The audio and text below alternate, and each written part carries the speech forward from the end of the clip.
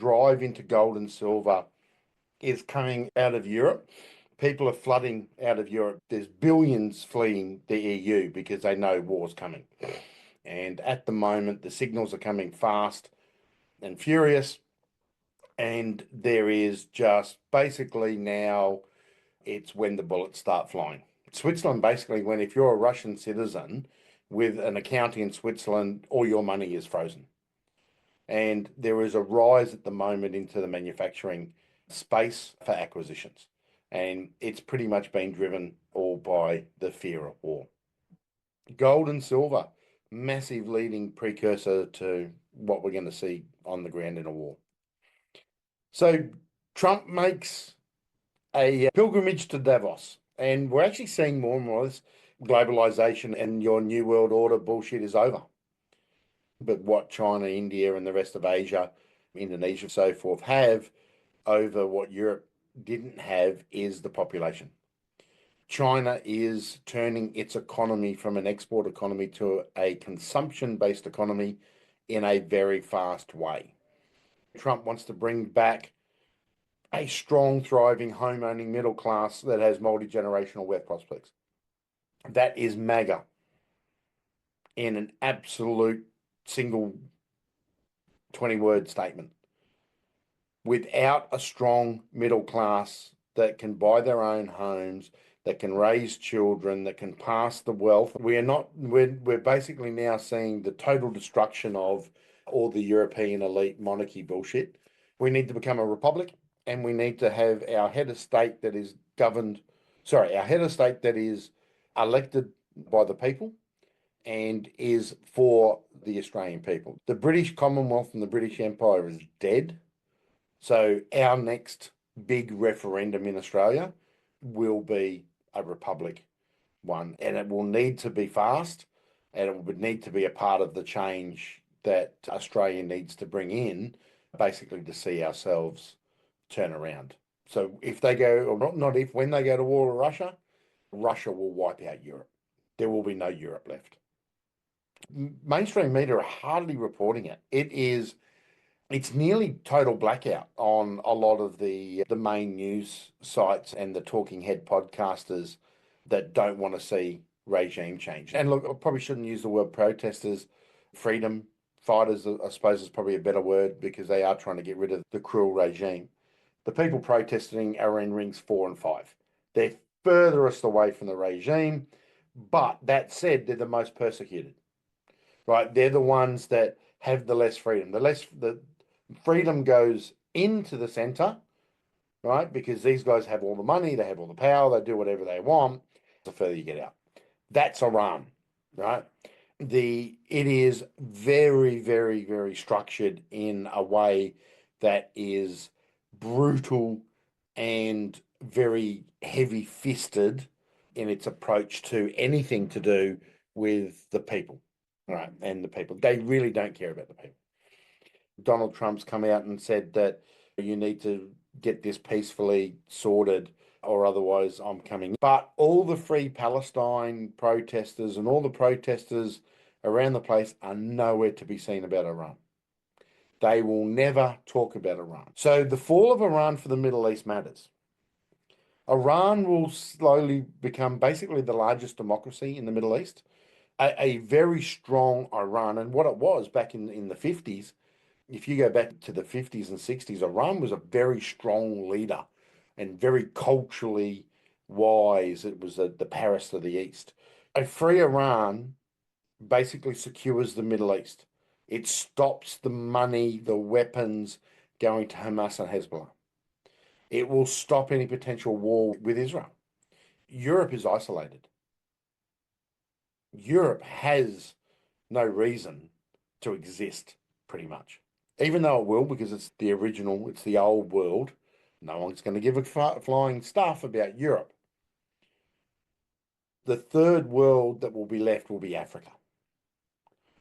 The warlords and the idiots. So once Iran falls and gets rid of the current regime and the old line comes back, that's the last domino that basically makes Europe irrelevant and brings back the total pivot to the Middle East and Asia, or the Asian empire, which will then take over going forward. So there you go, folks. That's my take on Iran. So pivoting towards Australia, we've had a bit of an interesting couple of weeks. It targets the wrong people by allowing the way it's been written, or the laws to be written. It basically means that it's open slather on white Christians. A lot of the voters out there are very low IQ people. They come from the place of what's in it for me, not what's in it for the country. Purely and simply because they warrant their own jobs more than the good of the country. The moderate liberals will do this all day, every day. The problem with a lot of the centre-right parties is, the minor parties anyway, or if you want to call them freedom parties, is their supporters are loud, but they don't get off the fucking couch.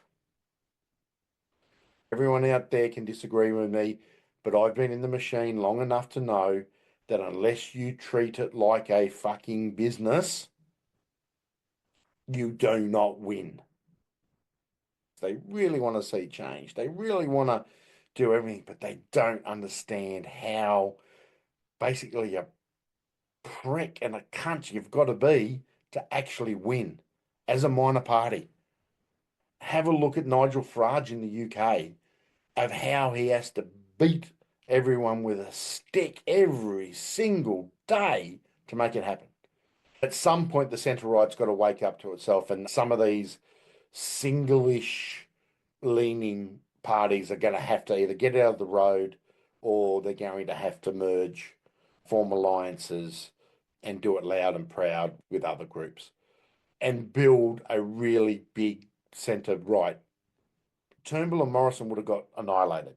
So the Nationals were the key to the coalition in those two elections. They're 115-year-old, for crying out loud. They're second, I think the Nationals are the second oldest political party, Labor being number one. Pauline still thinks that she needs to control everything. She is a dictator when it comes to her party. They would never merge with One Nation in Queensland. Too much bad blood there. One Nation is a Queensland party. It was established in Queensland. It's from Queensland. Politics is a dirty, dirty prick of a game, and it has to be played that way. In the current world, it has to be played that way.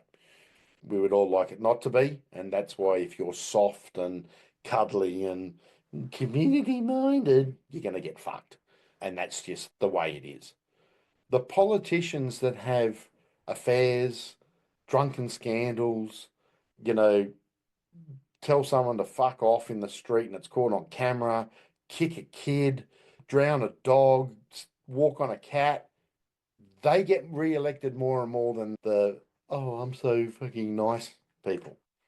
Two things will totally destroy my vision here, and that is they don't change the leader, because David Littleproud's a little prick, and he'll run back to the coalition to save his job. This is why the rise of One Nation will not ever, in a million, billion, trillion years, convert into large gains and One Nation becoming government, because it's a total protest party. If an election's called tomorrow, ALP win and they win in a landslide, I think they'd end up with over 100 seats in the parliament. I would wipe out the Liberals. I would clean out One Nation, because they don't have a ground game, and I don't think they could get their shit together in a very short period of time. Doesn't matter what's happening on the street. Doesn't matter how much people are campaigning, because a lot of that doesn't move into votes. Having an independent person try and run and gather enough money and enough funding and enough support from individuals will be super hard. Super, super hard.